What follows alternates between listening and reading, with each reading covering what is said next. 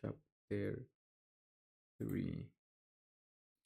Thomas sat there for several moments, too overwhelmed to move. He finally forced himself to look over at the Hart building. A group of boys milled around outside, glancing anxiously at the upper windows as if expecting a hideous beast to leap out in an explosion of glass and wood. A metallic clicking sound or from the branches above grabbed his attention, made him look up. A flash of silver and red light caught his eyes. Just before disappearing around the trunk to the other side, he scrambled to his feet and walked around the tree, craning his neck for a sign of whatever he'd heard, but he saw only bare branches, gray and brown, forking out like skeleton fingers, and looking just as alive. That was one of them beetle blades, someone said. Thomas turned to his right to see a kid standing nervy, short and paddy, staring at him. He was young, probably the youngest of any in the group he'd seen so far, maybe 12 or 13 years old. His brown hair hung down over his ears and neck, scraping to scraping the tops of his shoulders. Blue eyes shone through an overweight, pitiful, pitiful face, flabby and flushed. Thomas nodded at him. Beetle what? Beetle blade, the boy said, pointing to the top of there. Won't hurt ya unless you are stupid enough to touch one of them. He paused, Shank. He didn't sound comfortable saying the last word, as if he hadn't quite grasped, grasped the slang of the glade. Another scream, another scream, this one long and the nerve grinding, tore through the air, and Thomas' heart lurched. The fear was like easy dew on his skin. What's going on? What's going on over there? He asked, pointing at the building. Don't know, the chubby boy replied. His voice still carried the high pitch of childhood. Ben's in there, sicker than a dog. They got him. They, Thomas didn't like the malicious way the boy had said the word. Yeah, who are they? Better hope you never find out. The, the kid answered, looking for too comfortable for the situation. He held out his hand. My name's Chuck. My name's Chuck. He was the green bean until you showed up. This is my guide for the night, Thomas thought. He couldn't shake his extreme discomfort, and any enjoys script in in as well. Nothing made sense. His heart hurt. Why is everyone calling me Greenbean? He asked, shaking Chuck's hand quickly, then letting go. Cause you are the newest newbie. Chuck pointed at Thomas and laughed. Another scream came from the house, a sound like a starving animal being tortured. How can you be laughing? Thomas asked, horrified by the noise. It sounds like someone's dying in there. Hell, by he'll he'll be okay. No one dies if they make it back in time to get the serum. It's all it's all or nothing. Dead or not dead. Just hurt a lot. This gives Thomas pause. What hurts a lot? Chuck's eyes wandered as if he wasn't sure what to say. Get getting stung by the grievers. Grievers, Thomas was only getting more and more confused. Stung grievers. The words had a heavy weight of dread to them, and he he suddenly wasn't too sure. He wanted to know what Chuck was talking about. Chuck shrugged, then looked away, eyes rolling. Thomas sighed in frustration and leaned back against the tree. Looks like you barely know more than I do, he said, but he knew it wasn't true. His memory loss was strange. He mostly remembered the working of the world, but emptied, emptied of specific faces, names, like a book, like a book completely intact but missing one word in every dozen, making it a miserable and confusing read. He didn't even know his age. Chuck, how old do you think I am? The boy scanned him up and down. It say you are 16, and in case you were wondering, 5'9", brown hair, oh, and ugly as fried liver on a stick. He snorted a laugh. Thomas was so stunned he'd barely heard the last part. 16. He was 16. He felt much older than that. Are you serious? He paused, searching for a words how he didn't even know what to ask. Don't worry, you'll be all whacked, whacked for a few days, but then you'll be used to this place I have.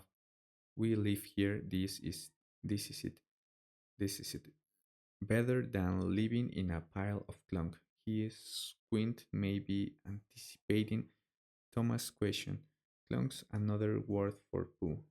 Poo makes a clunk sound when it falls in or pee puts. Thomas looked at Chuck, unable to believe he was having this conversation. That's nice, was all he could manage. He stood up and walked past Chuck toward the old building. Chuck was better word for the place. It looked 3 or 4 stories high and about to fall down at any minute. A crazy assortment of logs and boards and thick twine and windows seemingly thrown together at random. The massive, heavy, stringed stone walls rising up behind it. As he moved across the courtyard, the, dis- the distinct smell of firewood and some kind of meat cooking made his stomach grumble, knowing now that it was just a sick kid doing the screaming made Thomas felt better until he thought about what had caused it. What's your name? Chuck asked from behind, running to catch up. What? Your name? You still haven't told us, and I know you remember that much. Thomas, he barely heard himself say it. These thoughts had spun in a new direction. If Chuck was right, he'd just discovered a link to the rest of the boys, a common pattern to their memory losses. They all remember their names. Why not their parents' names? Why not a friend's name? Why not their last names? Nice to meet you, Thomas, Chuck said. Don't you worry, I'll take care of you.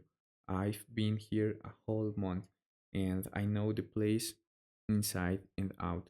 You can count at, on chalk, okay? Thomas had almost reached the front door of the shank, and the small group of boys congregating there when he was hit by a sudden and surprise rush of anger. Mm. He turned to face Chuck. You can't even tell me anything. I wouldn't call that taking care of me. He turned back toward the door, intent on going inside to find some answers. Where this sudden courage and resolve came from, he had no idea. He had no idea. Chuck, Chuck, shriek, shrieked. Nothing I say, I'll Nothing sail, nothing I sail do you any good, he said. I'm basically still a newbie too, but I can be your friend.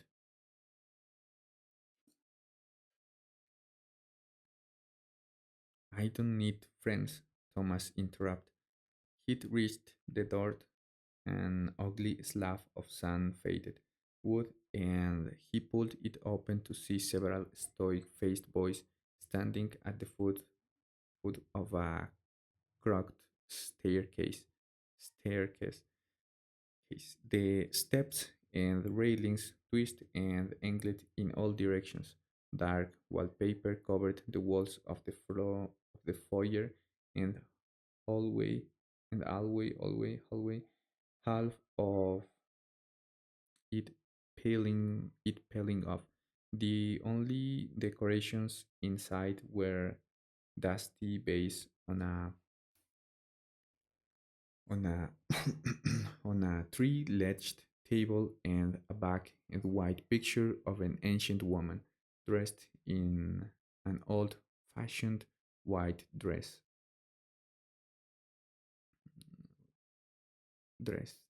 It reminded Thomas. It reminded Thomas a haunted house from a movie or something. There were even planks of wood missing from the floor.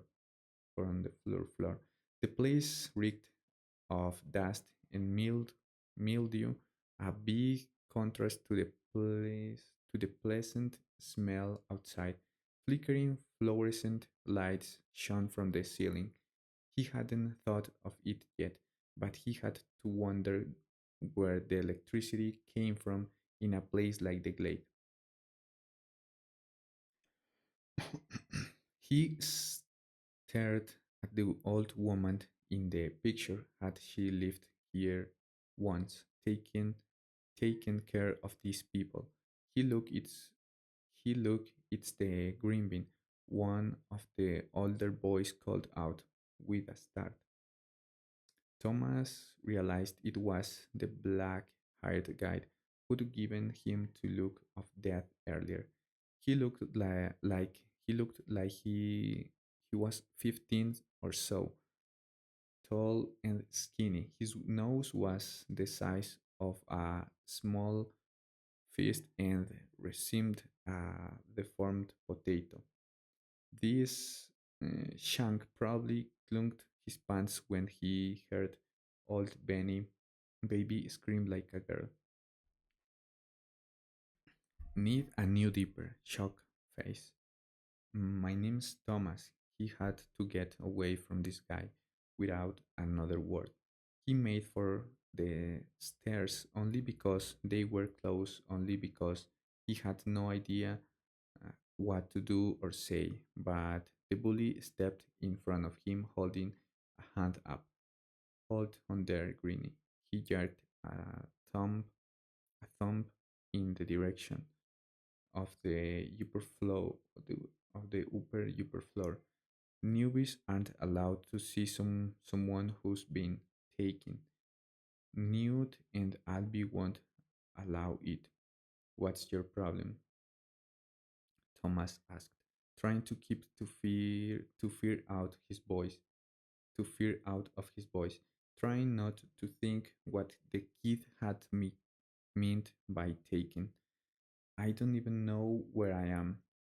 All I want is some help. Listen to me, Grimby. The boy wrinkled up his face, folded his arms. I've seen your I've I've seen you before. Something's fishy about you showing up here, and I'm gonna find out what. A surge of heat pulsed through Thomas' veins. I've never seen you before in my life. A surge of heat pulsed through Thomas' veins. I've never seen you before in my life. I have no idea who you are, and I couldn't care less. He spat. But really, how would he know? Less he spat. But really, how would he know? And how could this kid remember him? The bully snickered, a short burst of laughter mixed with a feeling-filled snort. Then his face grew serious, his eyebrows slanting inward. I've seen you, Shank. Not too many in these parts can say they've been stung. He pointed up the stairs. I know what old Benny baby's going through. I've been there, and I saw you during the changing. He reached out and poked Thomas in the chest. And I bet you and I bet your first meal for fry pan that Benny'll say he's seen ya too. Thomas refused to break eye contact but decided to say nothing. Panic ate at him once again. Would things ever stop getting worse? Weaver got yet wetting yourself, the boy said through a sneer, a little scared now. Don't wanna get stung, do ya? There was that word again, stung. Thomas tried not to think about it and pointed up the stairs, from where the moans of the sick kid echoed through the building. If Newt went up there, then I wanna talk to him. The boy said nothing, stared at Thomas for several seconds. Then he shook his head. You know what? You are right, Tommy. I shouldn't be so mean to newbies. Go on upstairs, and I'm sure Albie and Newt file you in. Seriously? Go on, I'm sorry. He lightly slapped Thomas' shoulder, then stepped back, gesturing up the stairs. But Thomas knew the kid was up to something. Losing parts of your memory didn't make you an idiot. What's your name? Thomas asked, stalling for time while he tried to decide if he should go up after all. What's your name? Thomas asked, stalling for time while he tried to decide if he should go up after all. Gally, and don't let anyone follow you. I'm the real leader here, not the two greaser shanks upstairs. Me, you can call me Captain Gally if you want. He smiled for the first time. His teeth matched his disgusting nose. Two or three were missing, and not a single one approached anything close to the color white. His breath escaped just enough for Thomas to get a whiff, re- reminding him of some horrible memory that was just out of reach. It made his stomach turn. Okay, he said, so sick of the guy he wanted to scream, punch him in the face. Captain Galley it is. He exaggerated a slut, feeling a rush of adrenaline as he knew he he'd just crossed a line. A few sneakers escaped the crowd, and Gally looked around, his face bright red. He peered back at Thomas. hatred furrowing his brow and prickling his monstrous nose. Just go up the stairs, Gally said, and stay away from me, you little slint, slint. He pointed up again, but didn't take his eyes off Thomas. Fine. Thomas looked around one more time, embarrassed, conf- confused, angry. He felt the heat of blood in his face. No one made a move to stop him from doing as Gally asked, except for Chuck, who stood at the front door, shaking his head. You're not supposed to, the younger boy said. You are a newbie. You can't go up there. Go, said Gally with a sneer. Go on up. Thomas regretted having come inside in the first place, but he didn't want to talk to that new guy. He started up the stairs, each step grounded and cranked under his weight. He might stopped for fear of falling through the old wood if he weren't leaving such an awkward situation. Below up he went, wincing at every splintered sound. The stairs reached a landing, turned left, then came upon upon a railed hallway leading to several rooms. Only one door had a light coming through the crack at the bottom.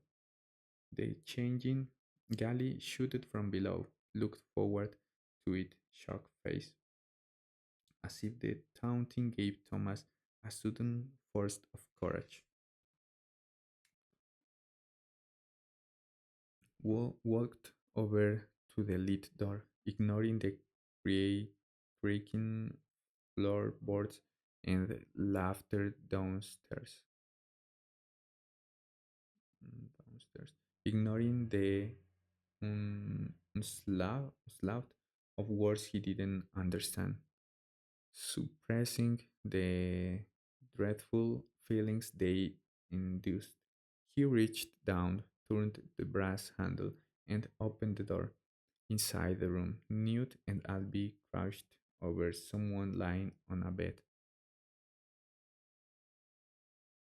Thomas Thomas leaned in closer to see what the fuss was all about, but when he got to clear look at the condition of the painting, his heart went cold. He had to fight the bile that surged up his throat.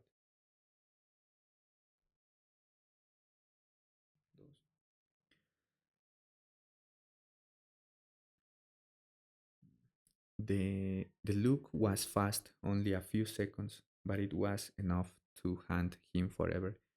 A twist pale figure writhing in agony, chest bare and hideous, tight, reedy cords of sickly green beans weaved across the boy's body and limbs, like ropes under his skin. Purplish brushes covered the kid, red hives, bloody his bloodshot eyes bulled, darting back and forth. The image had already burned into Thomas, Thomas, Thomas, Thomas's mind before Abby jumped up, blocking the view but not the moans and scream, pushing Thomas out of the room, then slamming the door shut behind him. What are what are you doing up here, Greenie? Albie yelled, his lips taut with anger, eyes and fire. Thomas felt weak.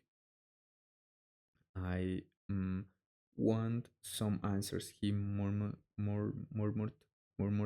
but he couldn't put any strength in his words. Felt himself give up inside. What what's wrong with that kid? Thomas slouched against the railing in the hallway and stared at the floor, not sure what to do next. Get your wrench chest down those stairs right now. Albie ordered. She could help you. If I see you again before tomorrow morning, you ain't reaching another one alive. I'll throw you off the cliff myself. You get me.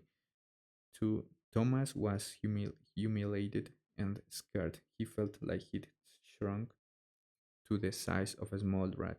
Without saying a word, he pushed past Albie and headed down the creaky steps, going as fast as he dared, ignoring ignoring the gasping stares of everyone at the bottom, especially Gally. He walked out the door, pulling Chuck by the arm as he did.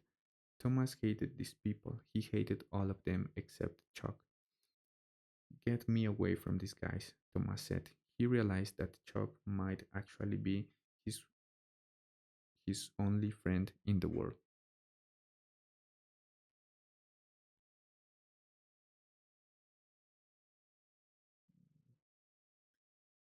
In the world. You got it, Chuck replied, his voice clipper. You got it, Chuck replied, his voice clipper, as if thrilled to be needed. But first we should get you some food from Fry Pan. I don't know if I can ever eat again, not after what he'd just seen. Chuck nodded. Yeah, you will. I'll meet you at the same tree as before. 10 minutes.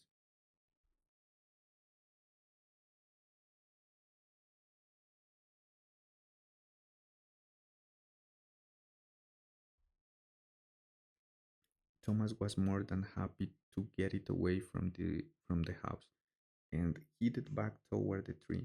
He'd only know what it was like to be alive here for a short while, and he already wanted it to end. He wished for all the world he could remember something about his previous life. Anything. His mom, his dad, a friend, his school, a hobby, a girl. He blinked hard several times trying to get the image of what he'd just seen in the shank out of his mind. The changing Galley had called in the changing. It wasn't cold, but Thomas shuddered once again.